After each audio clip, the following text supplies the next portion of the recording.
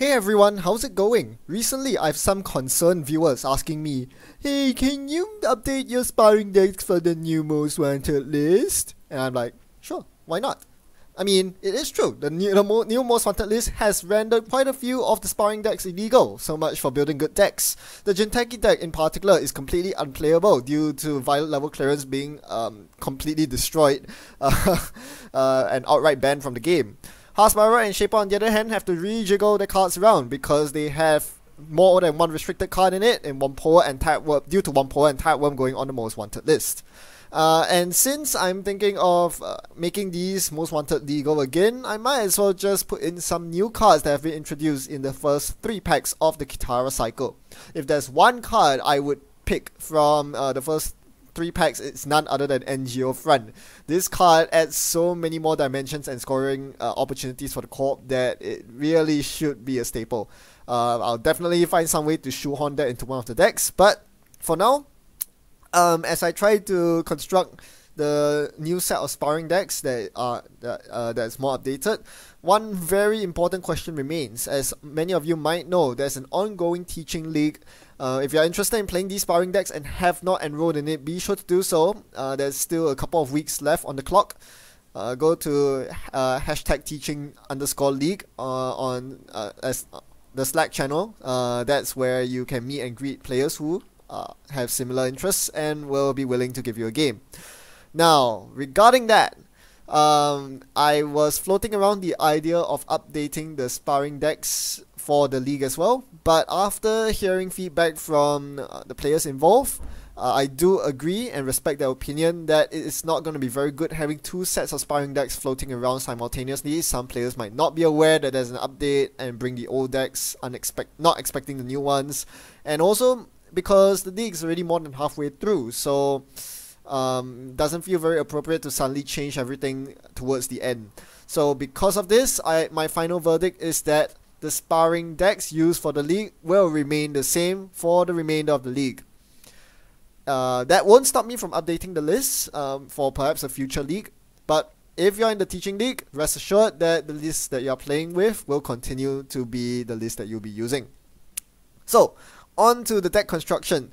Even though Jinteki, HB and Shaper were the ones hit and Criminal wasn't hit, I took the liberty to redesign all the decks, including the Criminal one, because according to the Teaching League stats, Leela Patel, the Criminal runner, was of the 7 decks the furthest behind, both in tied with HB, I guess, Architects of Tomorrow.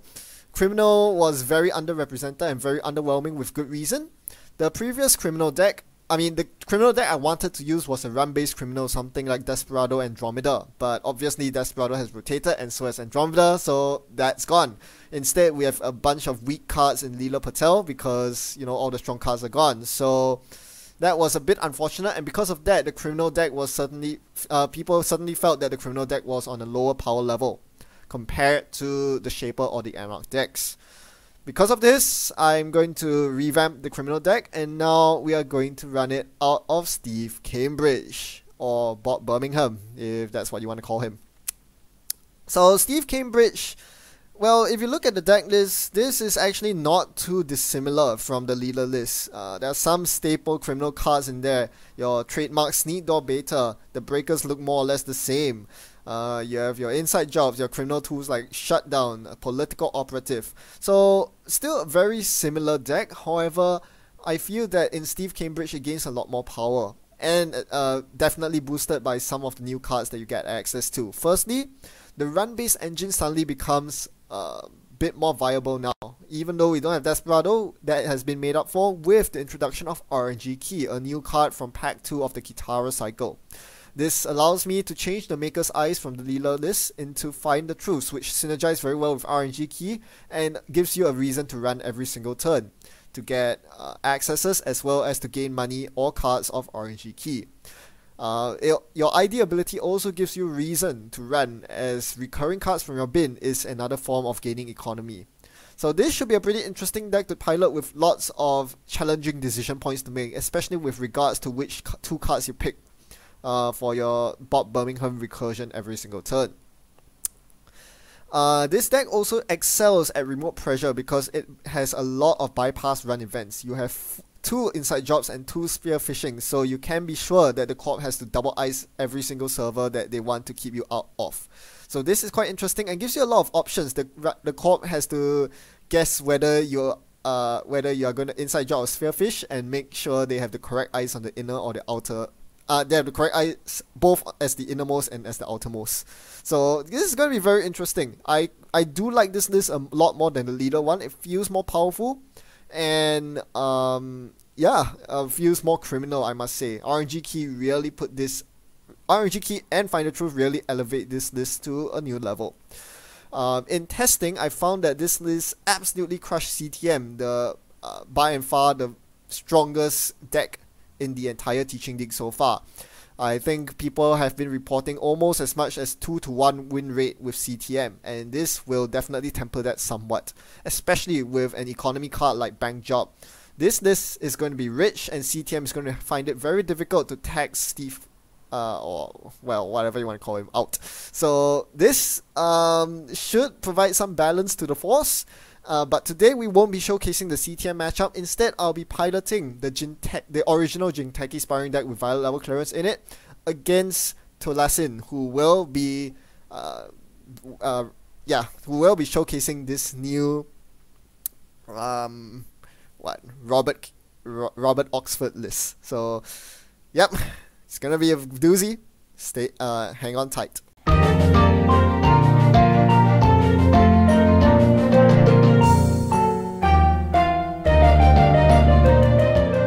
Being mindful that my opponent has a lot of central pressure, I opt to keep this opening hand with no agendas, even though you do want to rush out early.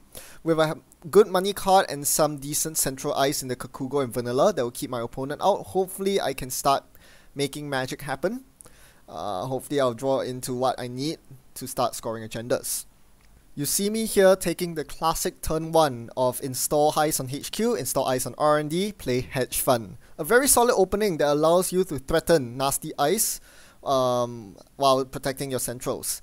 Most notably, you'll notice that I put the more taxing ice in the Kakugo, one of your very key ice, as it allows you to deal damage even if the runner breaks all the subroutines on it. On HQ, I think that's the most important server to protect against my opponent. I do not want to let them get too many ID triggers off because it is predicated on successfully running HQ.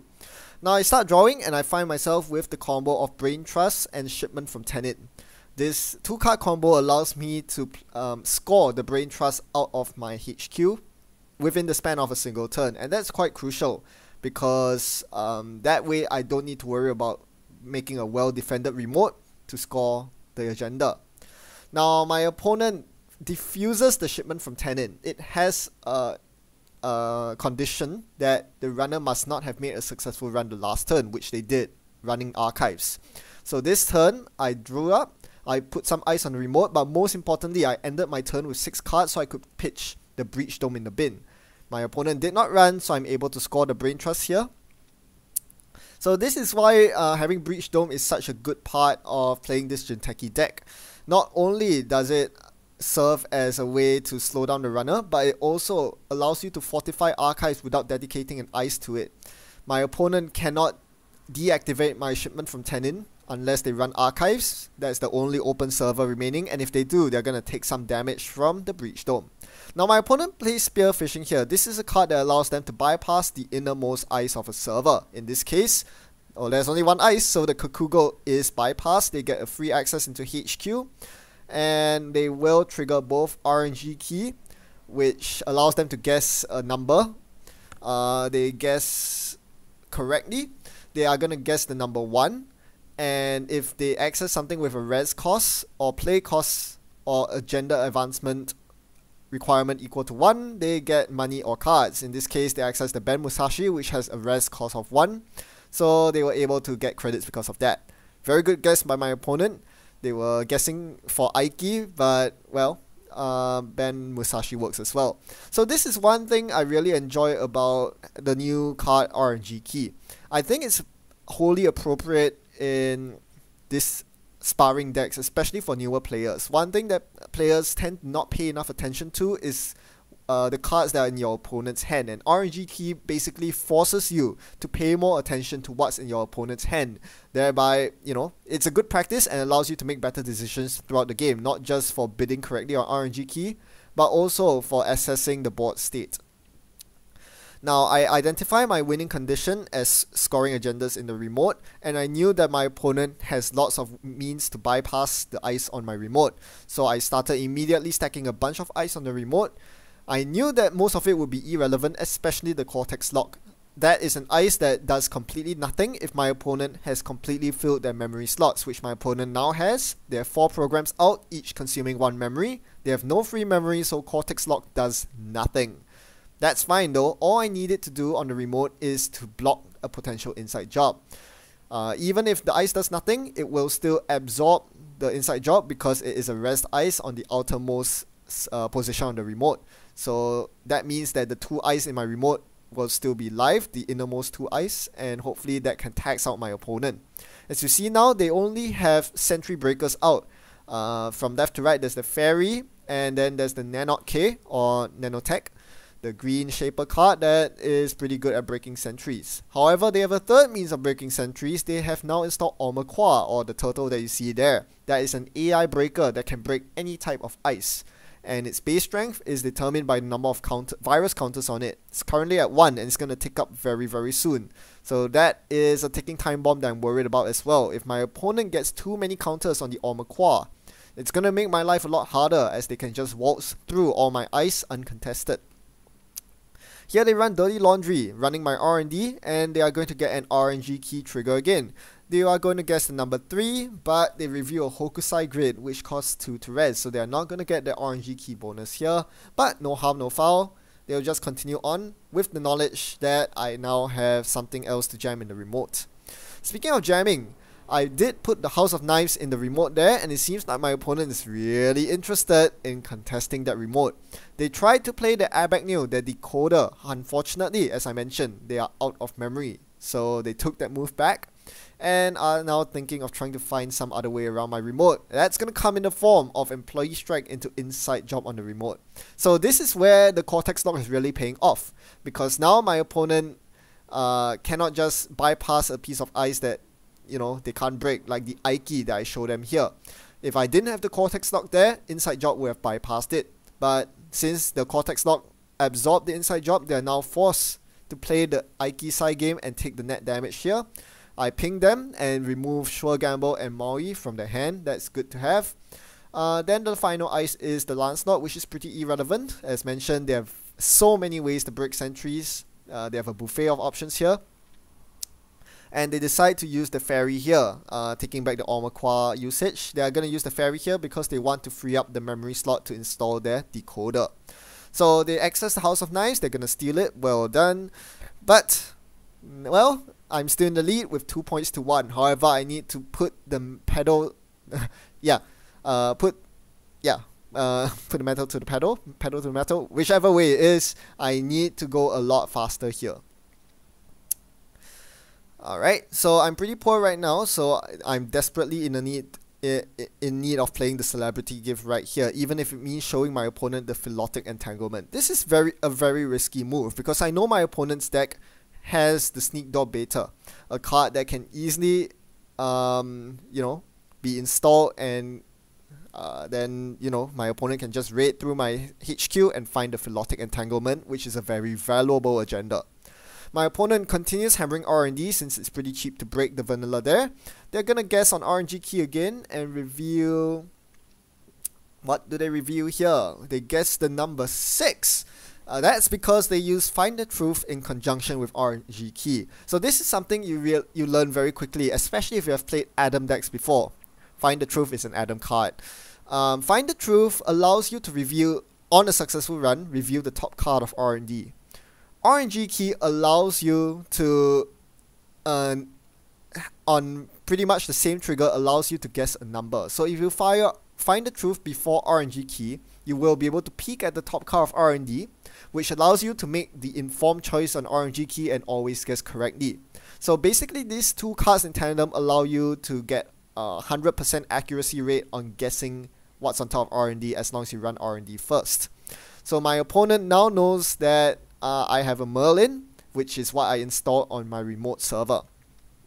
Interested in contesting it, my opponent first goes for an R&D run, and unfortunately for them, they actually steal an agenda here. They peek at the House of Knives on top of my R&D, steal it, and gain credits with RNG key. So you see, they are breaking the vanilla on my R&D for 1 credit, but they are getting 3 credits back from the RNG key because they are able to predict accurately with Find the Truth in play. So they are making money off this R&D run and are even stealing agendas off of it. So this is really profitable for the runner. Unfortunately, stealing the agenda here means that my opponent does not get a counter on Omakwa. Omakwa only gains counters when you do not steal or trash cards during the run. My opponent stole the agenda, so they are not getting a power counter, which means that the Omakwa is only at strength 3 instead of strength 4. The magic number needed to break the almighty Merlin, which my opponent definitely should have seen coming. This was a big mistake for my opponent, and I'm going to convert that into a huge tempo gain for me. My opponent is going to lose 2 cards from the hand with the net damage, and they're going to lose a program of theirs. So here comes an interesting decision point. Which program do I trash here? The net damage actually snipes off my opponent's decoder. There's an Abagnail in their hand, and that got hit by net damage. So my choice here is quite clear. By trashing that Omakwa, they now have no way to break any code gates until they find some way to get the decoder back. So this is going to be a very powerful power play by me, because not only do I burn a decoder from the hand, burn a decoder from the installed cards, but they don't even get to continue on with the run because I reveal Galahad with Merlin. Thankfully, my opponent draws last click because this Philotic Entanglement is about to be scored, dealing 2 net damage to my opponent. Had I had 1 more click remaining, I could play the Neuro EMP from my hand to ensure the flatline, but that's not the case. So even though I don't win here, I'm still coming out ahead as my opponent is forced to spend the entirety of the next turn drawing up and gaining credit. Now, I have my win condition in sight. In fact, in my hand, the Obo-Kata Protocol is what I need to close out this game from 4 points to 7.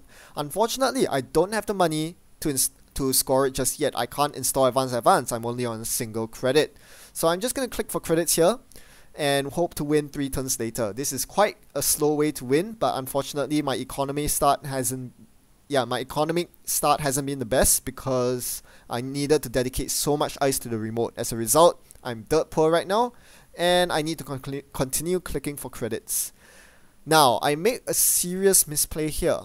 I thought that my opponent would start sieging HQ very hard very soon. So I decided to pitch the Obo-Kata from my hand, because they would surely never think to run archives. There surely won't be any agendas in there. So I thought by doing this was a power play from me because this would keep my agenda points safe where my opponent wouldn't run. This was a mistake not because they immediately ran archives. They are sneak dooring here. They are hitting my hand. They won't find the Obo-Kata because I hid it away. The mistake was that even if they stole the Obo-Kata here on the HQ access, I'm winning. You see, if they decide to steal an Obo-Kata at this point, they will be down to 0 cards, and this would give me a very clear line of victory to advance the Obo-Kata in the remote, and my opponent surely cannot contest it because they are out of cards. Instead, now that the Obo-Kata is in the bin, I don't have this line of play available to me at all. Basically sacrificing 1 Obo-Kata to my opponent and using that window to score the other Obo-Kata. That should have been the play I should have made. I did not do that, and now I'm regretting my life choices. Because if I attempt to score the Obo-Kata here, which I do, and my opponent somehow manages to get it, I cannot take advantage of the new scoring window to score my second Obo-Kata. Right? If they run my remote now and steal the Obo-Kata, they'll be down to no cards in hand. They'll take 4 net damage from the Obo-Kata and 1 from my ID ability. So they'll have no cards in hand. On my next turn, I could easily install double advance, the second Obo-Kata, and they would not be able to steal it. So this is the kind of plays that you want to be making as Jinteki, this Jinteki deck. It can definitely abuse the fact that most the runners in the Sparring League don't really have a good answer to stealing Obo-Katas. But I can't do that now because my second Obokata is in the bin. I cannot score it from the bin. So that was a very huge mistake, and I'm going to pay the price very soon. Meanwhile, my opponent's calculating, seeing whether they can siege the remote. I know in theory they absolutely can because they do have an airbag nail in hand, and that is their key into the remote. That is a card that they recurred last turn with their ID ability. They selected 2 airbag nails and I was forced to give them one of them back into their hand. Now, airbag nail is not a cheap breaker. My opponent has to pay 4 credits to install it and another 5 credits to break the Merlin and all of its subroutines. My opponent clearly doesn't have that much money. However, what my opponent could do is to use the hidden second ability on airbag nail, which allows you to trash it to bypass a code gate being encountered. And you don't even need to match the strength of the code gate. So if my opponent actually realized that, they could have installed the airbag nail and used it to bypass the Merlin. Instead, they're gonna sneak down into my hand and gain some more options by selecting 2 cards to for their ID ability. Here they are going to select Spearfishing and Inside Job. And after some computations, I realized that I should not give Inside Job to my opponent. So I remove it from the game and hand them the Spearfishing instead, which is pretty useless given that they can break the Lancelot in my remote for free with the fairy that they have installed right now. So I give them the Spearfishing here, and they started racking their brains over whether they could make it through the remote. This is going to be a pretty tough call. It's going to come down to the wire really. Being the good player they are, they decide to draw a card to give them more options, and boom, as you saw, Find the Truth reveals the card they drew. Inside Job, the last copy in their deck. They found it! Well, that makes the play obvious. They are going to go straight for the Inside Job on the game-winning agenda, and there's not much I can do to stop it. Or is there? It costs them 5 of the 6 cards to steal this Obokata here. Now, there is one ice on this server they can't break, and that's the Aiki. Until now, they haven't installed their decoder. So, if I'm able to win on the Aiki side game, and by win I mean bid the same as my opponent, they will not draw up with Aiki. They will lose 2 cards with the 2 net damage subroutines on Aiki, and that will put them only on 4 cards, not enough to steal the Obokata. So that becomes my out, a 33% chance to win the game, and a 66% chance to basically lose. That serves me right for not keeping the Obokata in hand, huh? Otherwise, next turn, as I mentioned earlier, I would simply install double advance the Obokata that would be in my hand now. And that would probably be the game for me. So they are still computing here, deciding whether or not they should break the Cortex lock. An interesting dynamic is that now that they have installed their Maui, their console, which gives them 2 more memory, they are now on 5 out of 6 memory, which means that ignoring the Cortex lock will deal them 1 net damage. But since it only costs 1 credit to break, their Nanotech, being at a base 5 strength now, it was pretty much a no-brainer. They broke the Cortex lock and we played a side game. I immediately jumped to the 1 credit mark, and that completely paid off as my opponent also bid 1. Jeez, that was a very lucky side game there. I really didn't deserve this win, but, well, I'll take it I guess, as I advanced the Obokata for my victory. To quickly wrap this one up, I am convinced that Stevie is a true wonder indeed. It is such a powerful deck in this sparring meta, with the ability to recur the same old cards that hammer your opponent into the ground the most, and to recover from damage that you take. My opponent, despite losing all their decoders, they had 2 airbag nails and the Omaqua in the bin at one point, was still able to recover thanks to recurring the airbag nail and nearly sieging my remote with it. I think in this particular sparring meta, this deck is too strong for the simple reason that it is able to deal with ice very easily thanks to Inside Job and Spearfishing.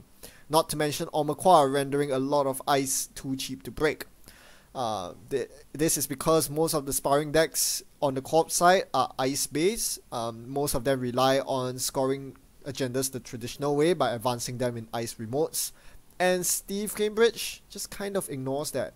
So yep, I'll definitely be making some changes, but this gives you an insight to my design and balancing process and how I refine these decks. Stay tuned as I will continue, making modifications and coming out with the other decks in the league. That's also very important. I need to balance this deck against the other 6 that I will be modifying. So yeah, again, stay tuned for that. And I hope you enjoyed this episode of Charlie Scunthorpe running rampant. In the meantime, as always, thanks for watching and happy net running. Goodbye.